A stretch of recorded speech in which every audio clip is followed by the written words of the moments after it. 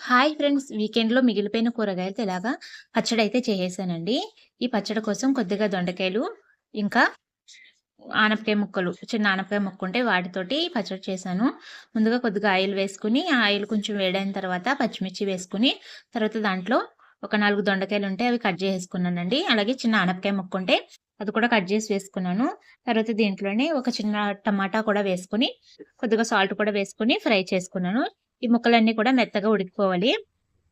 ఉడికిపోయిన తర్వాత దీంట్లో కొద్దిగా వెల్లుల్లిపాయలు, ఇంకా మిగిలిపోయిన కొత్తిమీర కొంచెం ఉంటే ఆ కొత్తిమీర కూడా దీంట్లో వేసేసి, దీన్ని కూడా ఒక నిమిషం పాటు ఫ్రై చేసుకొని, చల్లారిన తర్వాత మిక్సీ పట్టుకోవాలండి. లాస్ట్‌లో కొద్దిగా ధనియాలు, జీలకర్ర కూడా వేసుకొని మిక్సీ పట్టేసుకున్నాను. తర్వాత దీంట్లోకి తాలింపులు రెడీ చేసుకుంటున్నానండి.